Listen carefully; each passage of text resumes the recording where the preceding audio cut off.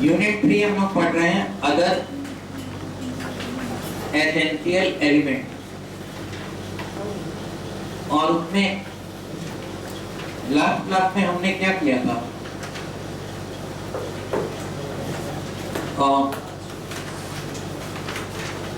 Capacity to contract किया था,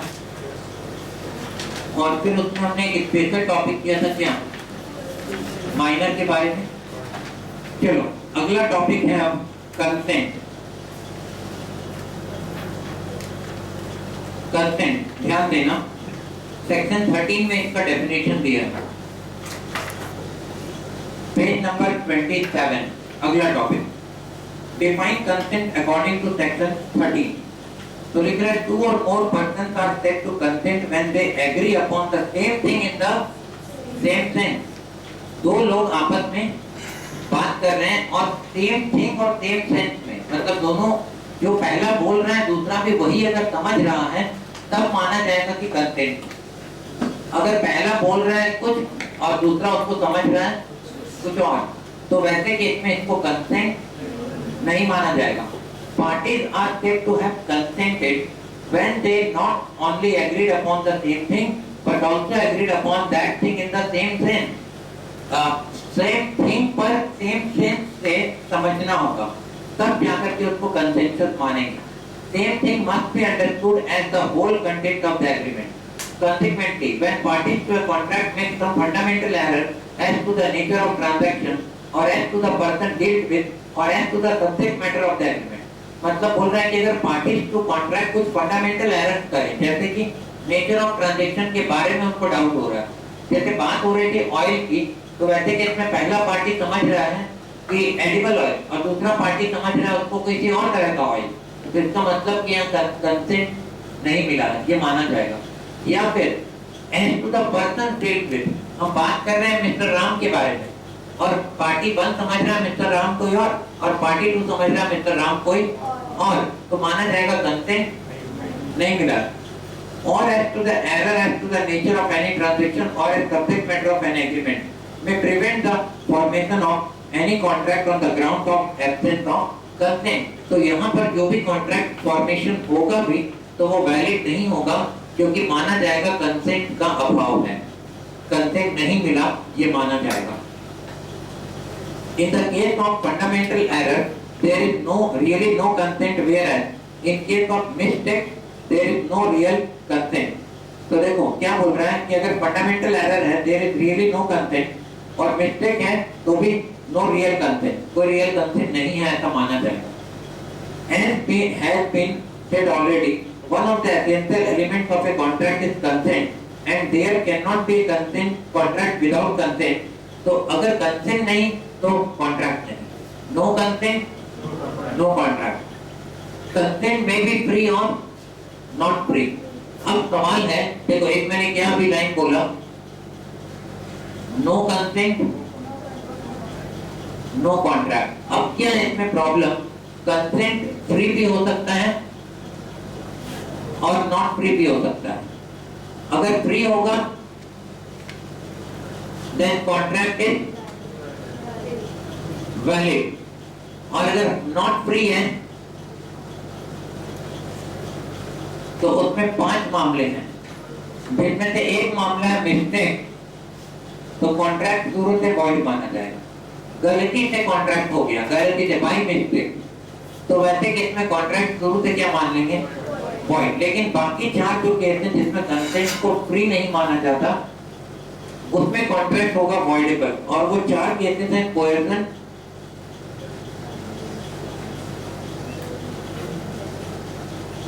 second है अनडू इन्फ्लुएंस, फ्रॉड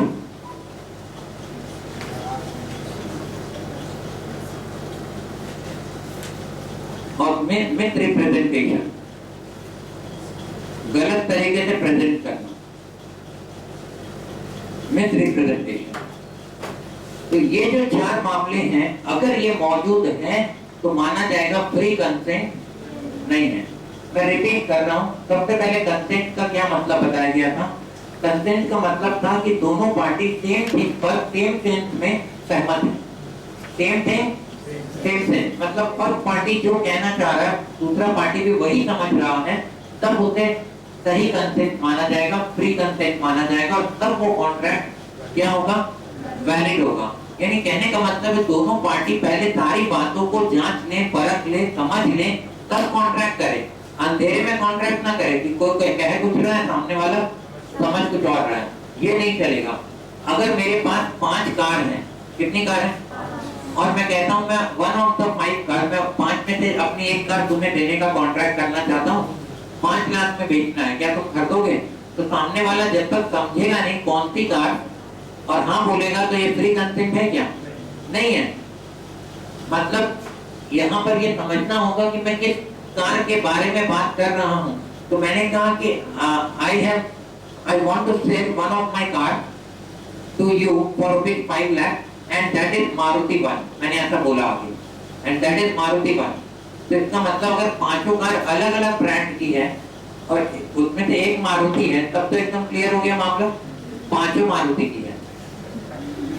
तो फिर से कॉन्सेप्ट यहाँ पर क्या माना जाएगा, फ्री नहीं है। कौन सा मारुति का कौन सा मॉडल क्या मालूम, तो इस कॉन्सेप्ट को वैलिड कॉन्सेप्ट नहीं माना जाएगा। समझ गए? पहला तो ये मामला है। दूसरा है कि अगर कॉन्सेप्ट फ्री नहीं है कोई कारण से, तो उस केस में भी कॉन्ट्रैक्ट वैलिड नहीं होगा, और फ्री इन 5 केसेस में नहीं होता।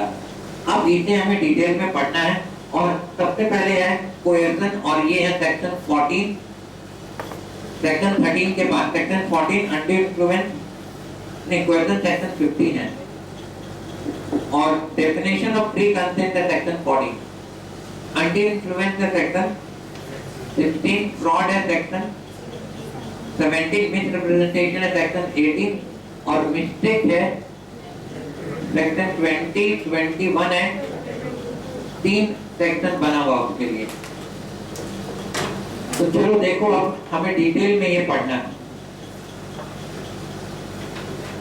अगले पेज में आओ। When consent to an agreement is caused by coercion, fraud, misrepresentation or undue influence, the agreement is a contract voidable at the option of a party whose consent was so caused. इन चारों मामलों में 1, 2, 3 और ये 4, इन चारों मामलों में contract void नहीं होगा, वॉइडेबल होगा। मतलब जिस पार्टी के साथ गलत किया गया है वो चाहे तो इसे वॉइड डिक्लेयर कर सकता है, चाहे तो उसे वो वैलिड भी डिक्लेयर कर सकता है। यानी एक पार्टी की सहमति पर वो वैलिड होगा या वॉइड होगा, और दूसरे पार्टी से पूछा भी नहीं जाएगा। समझ गए? यानी केवल एक का कंसेंट चेक किया जाएगा यहाँ पर। तो ये चारों में वॉइडेबल है, और ये पांचवा में क्या है, वॉइड है। तो चलो, elements mediating free consent, question number 4, what are the elements of free consent? पहला coercion, section 15, coercion is the committing or threatening to commit any act forbidden by Indian Penal Code।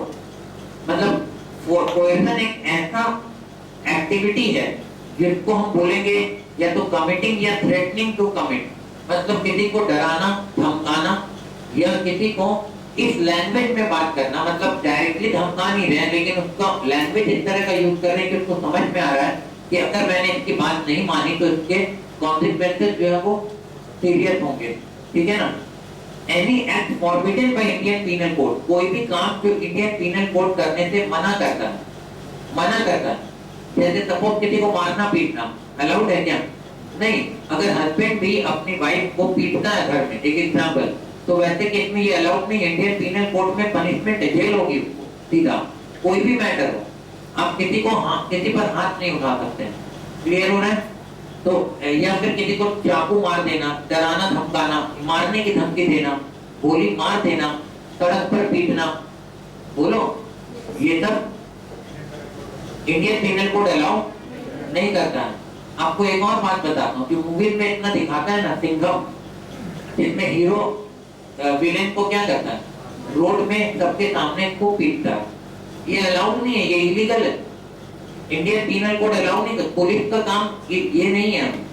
Police का काम था गलत करने वाले को पकड़ना और उसे कानून के हवाले करना, और उसके बाद कोर्ट का काम है ये तय करना कि उसने क्या गलती की, क्या नहीं किया, और उसको सजा देना। बोलो, तो वैसे केस में हाँ ठीक है, पुलिस जब रिमांड पर लेती है, मतलब कोर्ट में जाकर बोलती है कि ये बहुत ढीठ आदमी है, ये सच नहीं बताएगा, इसने सच उगलवाने के लिए आप हमें 7 दिन के लिए रिमांड पर दीजिए इसको, तो उस 7 दिनों में फिर आप टॉर्चर कर सकते हैं। मतलब वो अलाउड है, वो लीगली अलाउड है ना कि आप उसको ले जाइए और मुंह खुलवाइए, लेकिन उसमें भी प्रोसीजर है, ऐसा थोड़ी कि जो मन करेगा वो करेंगे। ये अलग बात है कि वो कई बार पुलिस भी अपने राइट का दुरुपयोग करती है, दुरुपयोग करने से वो सही नहीं हो जाता। कानून कानून है, अपनी जगह है। आपको आप ये लॉजिक देंगे कि सामने वाला जो चाहे गलत करे हम उसको ऐसे ही छोड़ दें, तो अगर जैसा सामने वाला करेगा वैसा ही आप भी करेंगे, तो फिर उन दोनों में फर्क क्या रह जाएगा। ये पढ़े लिखे समाज में यही देखा जाता है कि हम ऐसा नहीं कह सकते कि जैसे को तैसा, ऐसा नहीं होता। जो उसने गलत किया है उसके लिए एक सिस्टम बनाया गया, उस सिस्टम से जाकर के हम उसको पनिश करेंगे। इमोशन को ध्यान में रखते हुए नहीं करेंगे पनिशमेंट कभी भी। इमोशन इंपॉर्टेंट नहीं है, कानून ये कहता है। क्या इंपॉर्टेंट है? प्रोसीजर, जो सिस्टम डेवलप किया जाएगा वो। तो अभी वापस आओ, क्या लिख रहा है यहाँ पर कि इंडियन पीनल कोड ने कोई काम करने से मना किया है, वो काम करते हैं अगर हम, या अनलॉफुल डिटेनिंग, गलत तरीके से किसी को अपने पास बंधक बना के रखना, ये तो बांध करके रखा आपने यहाँ पर। मूवीज में ऐसा कई बार होता है कि विलेन के खिलाफ जो गवाही देने जा रहा था उसकी माँ को बहन को बांध कर रख दिया और बोला कि अगर तुमने गवाही दी हमारे खिलाफ तो काम तमाम। समझ में आ रहा है? तो ये वही मामला है, कौन सा? कोयर्सन, जिसमें जो कंसेंट है वो फ्री कंसेंट नहीं मिलने वाला। और threatening to detain any property, या प्रॉपर्टी को डिटेन करने का थ्रेटनिंग, मतलब प्रॉपर्टी को बंधक बनाएंगे या उसको अपने कब्जे में करेंगे। To the privilege to any person whatever with the intention of causing any person to enter into contract. और ये तो हम ऐसा क्यों कर रहे हैं? ताकि हम सामने वाले पर्सन से हाँ सुन सके एग्रीमेंट को पूरा करने के लिए। समझ में आ रहा है? ये सब इसलिए हम कर रहे हैं, तो इसको कोएर्सन माना जाएगा। अब इसका पोस्टमार्टम करते हैं, चलो analysis. This section does not require the coercion must proceed from a party to the contract, nor it is necessary that subject to the coercion must be the other contracting party. It may be directed against any third person whatever. मतलब जरूरी नहीं है कि coercion किसी party to the contract के साथ हुआ। दो पार्टी है ए और बी, ए डराना धमकाना चाहता है तो जरूरी नहीं कि बी को ही डराने धमकाने को coercion बोला जाए। अगर बी के कोई फैमिली मेंबर को, कोई जो उसको बहुत प्यारा है, उसको अगर हम पकड़ ले बोलो और उसको धमका रहे हैं कि अगर तुमने हाँ नहीं बोला तो इसको मार देंगे, तो यहाँ पर इसको भी कोएर्सन की कैटेगरी में कवर किया जाएगा। मतलब जरूरी नहीं कि पार्टी टू द कॉन्ट्रैक्ट के साथ कोई जबरदस्ती की जाए, जबरदस्ती किसी और के साथ भी हो सकती है। तो it not it is necessary that subject of the coercion must be the other contracting party. तो दूसरा कॉन्ट्रैक्टिंग पार्टी ही वहां पर पीड़ित हो जरूरी नहीं है। It may be directed against any third person whatever. Following are the essential ingredients of coercion. Ingredient मतलब ये फैक्टर मौजूद होंगे तो माना जाएगा कोएर्सन हुआ है।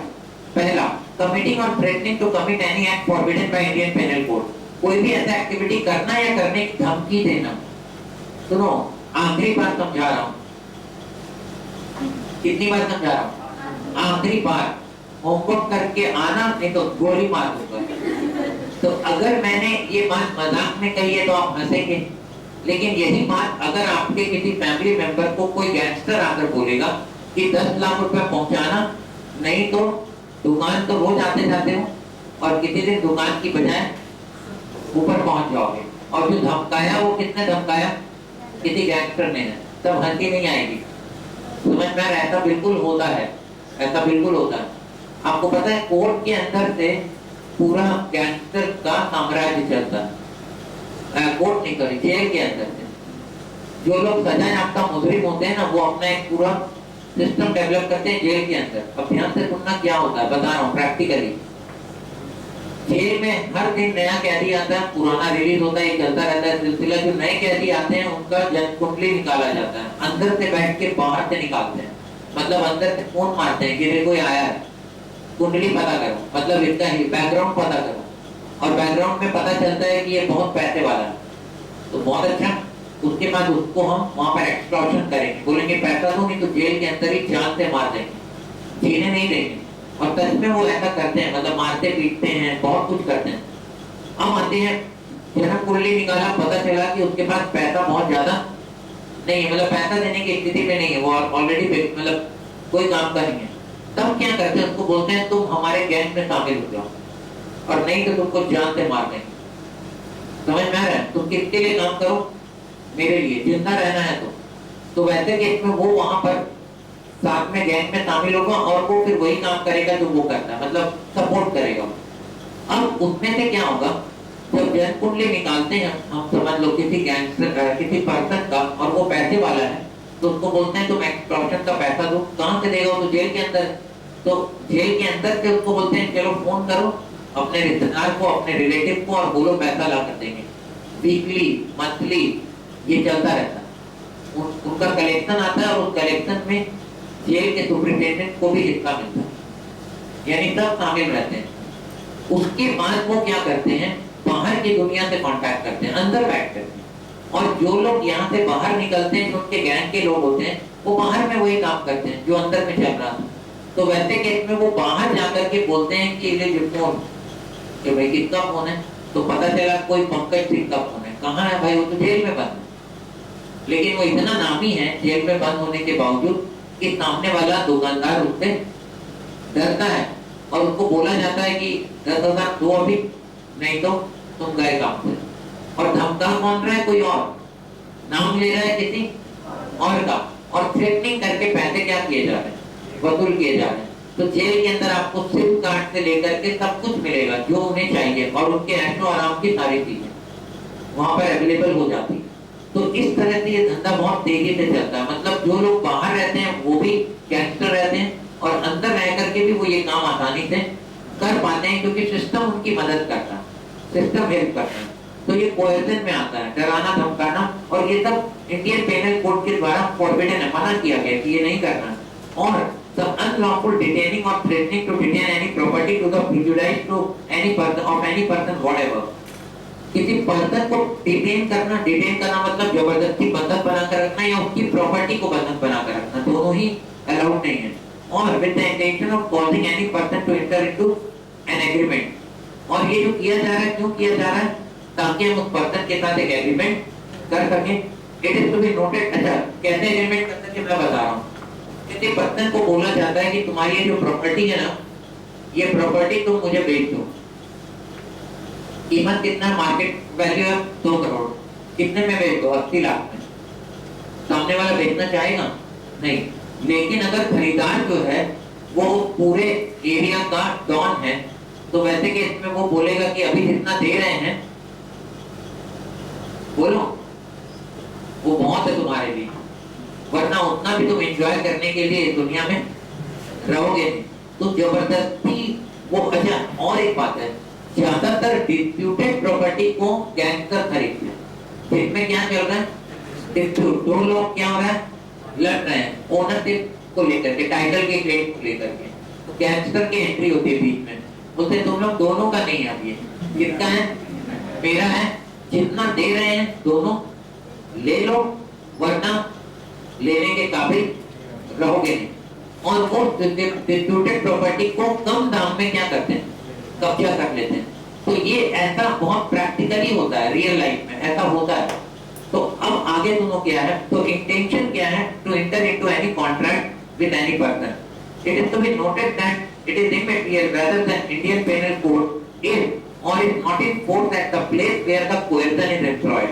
जहाँ पे ये coercion हो रहा है वहां पर आईपीसी एप्लीकेबल है कि नहीं, ये इंपॉर्टेंट नहीं है।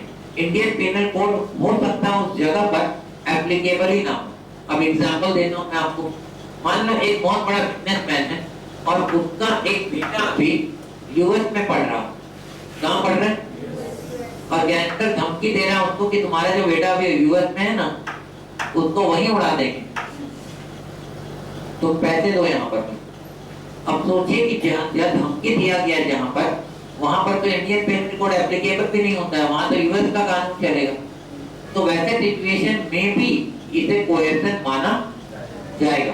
यानी इंपॉर्टेंट ये नहीं कि किसको धमकाया जा रहा है, पार्टी टू द कॉन्ट्रैक्ट को धमकाना जरूरी है क्या? नहीं। और कहाँ धमकाया जा रहा है ये भी इंपॉर्टेंट नहीं है। इंपॉर्टेंट है क्या उसकी वजह से, उस कोएर्जन की वजह से कॉन्ट्रैक्ट का एक पार्टी फ्री कंसेंट के बिना कॉन्ट्रैक्ट कर रहा है क्या? अगर हाँ तो माना जाएगा कंसेंट फ्री नहीं है। इन अभी राजू वहां लिखो एक लाइन, एक और लाइन एक्स्ट्रा लाइन है पॉइंट नंबर 4 के बाद। इन अमी राजू AMIRAJ वर्सेस से सम्मा SCSHA, ये देखो अमी Raju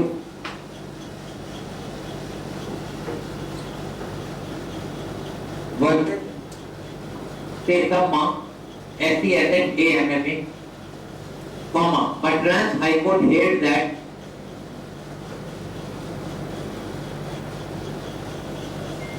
Madras High Court held that threat to commit suicide. Madras High Court held that threat to commit suicide amounts to coercion. Threat to commit suicide amounts to coercion.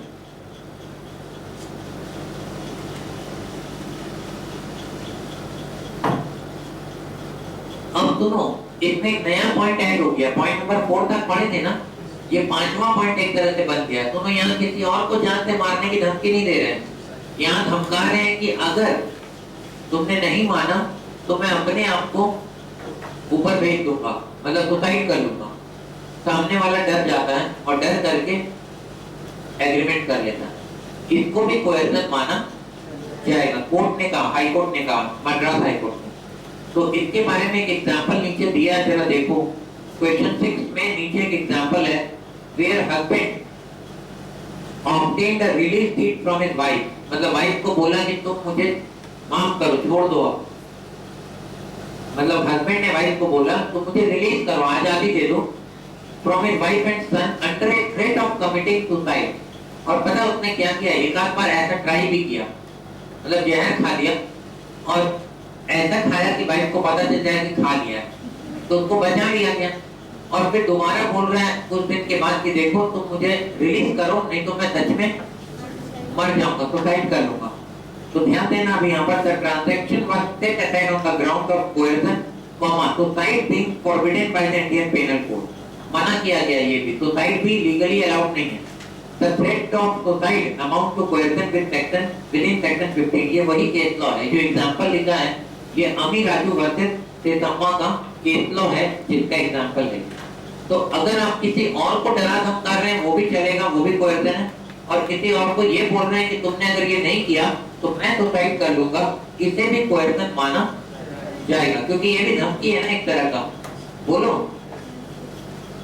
तो इसका असर क्या होगा सुनो। मान लो उस समय दबाव में आकर वाइफ साइन भी कर देगी डिवोर्स पेपर, साइन कर देगी, और मामला बाद में जब कोर्ट जाएगा तो अगर वो ये बात बताती है, साफ कर देती है मामला कि ये कोएर्सन का है, तो वैसे केस में डिवोर्स मिलने वाला नहीं, मतलब ये एग्रीमेंट क्या हो जाएगा, वॉइडेबल। समझ में आ रहा है? Question number 6, what are the effect of coercion under section 19 of Indian contract act 1872। तो देखो 19 भी यहाँ पर आ गया कोएर्सन के साथ, इसीलिए यहाँ गायब है। 18 और 20 के बीच में 19 यहाँ कोएर्सन के साथ जुड़ा हुआ है। हेलो, थोड़ा मैनर्स फॉलो करो, बंद करो फोन। हाँ तो बाहर जाइए ना क्लास से, मजाक कर रहे हैं क्या क्लास में बैठकर? अगर आपको बेसिक एटिकेट नहीं पता है क्लास करने का तो क्लास मत करिए आप लोग।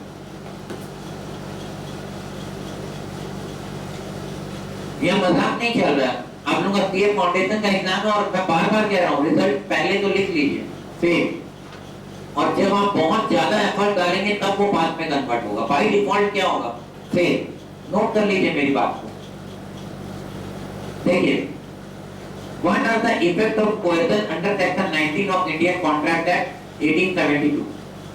Effect of coercion under section 19 of Indian contract act 1872। First point, contract induced by coercion is voidable at the option of the party whose consent was so obtained। यानी पहला है इफेक्ट, अगर कोएर्सन के साथ अगर मान लीजिए सपोज कंसेंट लिया गया तो वो कंसेंट voidable है। पहला point. Second point, as to the consequences of the rescission of voidable contract, rescission मतलब तोड़ देना, कॉन्ट्रैक्ट को खत्म करना। The party signing a valid contract, void contract should, if he has received any benefit thereunder from the other party to the contract, restore such benefit as far as may be applicable to the person from whom it was received। अब ये बहुत ही अच्छा point है। एक तरफ cohesion बोल करके contract को वॉइड बना रहा है एक पार्टी जिसके साथ गलत हुआ था, लेकिन उसने फिर भी कुछ लिया था, जैसे लैंड बेचने का एग्रीमेंट कर लिया था 80 लाख में और 80 लाख मिल गया था उसको, और बाद में कोर्ट में वो जाकर के क्या करता है, डिनाई करता है, बोलता है कि तो गलत हुआ मेरे साथ, इसका मार्केट वैल्यू 2 करोड़ है और जबरदस्ती मुझसे ये साइन करवाया गया है, प्रेशर डाल करके या गन पॉइंट पर। तो वैसे केस में अगर वो कॉन्ट्रैक्ट वॉइड है तो क्या वो पैसा हजम कर जाएगा 80 लाख सामने वाले का? नहीं। तो कोहेजन का इफेक्ट ये है कि आपको रिस्टोर करना होगा वो बेनिफिट वापस उसे जिससे आपने लिया है, यानी 80 लाख रुपीस उसे क्या करना होगा, लौटाना पड़ेगा। समझ गए? और एक बात, उस पर्सन के साथ क्या होगा जिसने ये गलत किया है, वो एक सेपरेट मामला है, वो मामला क्रिमिनल एक्ट का है, मतलब वो उसमें क्रिमिनल चार्ज लगेंगे, मतलब उसने अगर गन पॉइंट पर उससे साइन करवाया था तो फिर उसको जेल भेजा जाएगा जो भी है, लेकिन किसी भी हालत में एग्रीड पार्टी जो बेनिफिट लिया था उसे अपने पास रख नहीं सकता, उस बेनिफिट को उसे लौटाना पड़ेगा। ये सेक्शन 19 कहता है सेकंड नंबर पॉइंट। तो पहला पॉइंट क्या है, कोहेजन का इफेक्ट कि कॉन्ट्रैक्ट तो वॉइडेबल है तो एग्रीड पार्टी उसे वॉइड डिक्लेयर कर सकता है, लेकिन अगर ऐसा हुआ तो सेकंड पॉइंट ये कहता है कि जो बेनिफिट रिस्टोर हुआ था उसे रिस्टोर करना, मतलब रिस्टोर मतलब जैसा था उस पोजीशन में वापस लाना होगा, यानी बेनिफिट लौटाना होगा। Third point, a person to whom money has been paid or anything delivered under coercion must repay or return it। और अगर मनी लिया था तो मनी रीपे या रिटर्न करना होगा। अगर कोई और बेनिफिट लिया था काइंड में, प्रॉपर्टी में, तो वो प्रॉपर्टी क्या करना होगा, लौटाना होगा। सेक्शन 70 माने तीसरा नंबर पॉइंट। तो ये आपको एज इट इज याद करना है। पहला कोहेजन का डेफिनेशन क्या है, और सेकंड मतलब कब माना जाएगा कोहेजन हुआ, तो उसमें भी 1 2 3 4 5 पॉइंट हो गए। Right, threat to commit suicide is also called क्या, कोहेजन। और उसके बाद फिर आपको इफेक्ट ऑफ कोहेजन भी पूछ सकता है एग्जाम में, तो उसके लिए 3 पॉइंट आपको लिखने हैं। ओके,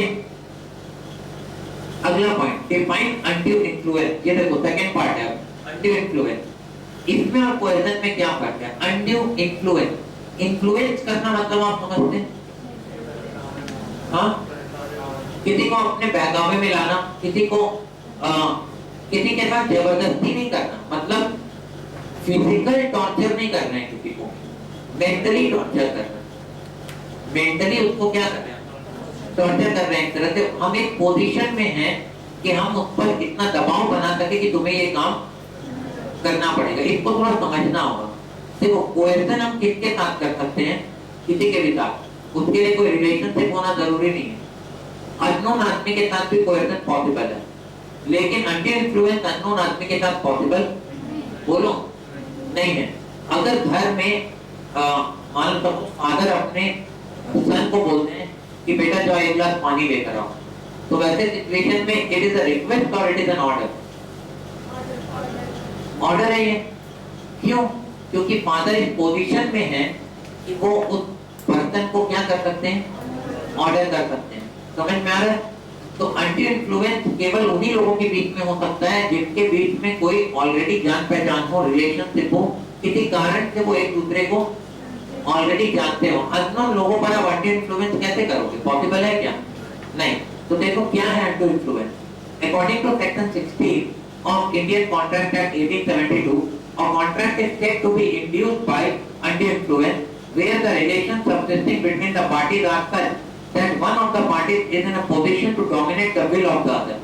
यानी undue influence में क्या होता है, रिलेशनशिप इस तरह का पार्टीज के बीच में कि वन ऑफ द पार्टी इस पोजीशन में होता है कि वो दूसरे पार्टी की मर्जी को डोमिनेट कर सके, dominate the will of the other, यानी दूसरे की मर्जी को हम क्या करेंगे, कंट्रोल कर सके। And he uses that position। Important ये नहीं कि हम इस पोजीशन में थे, इम्पोर्टेंट है उसके बाद हमने वो बेनिफिट लिया है। एक तो हमारे बीच ऐसा रिलेशनशिप था कि हम अनड्यू इन्फ्लुएंस कर सकते थे, और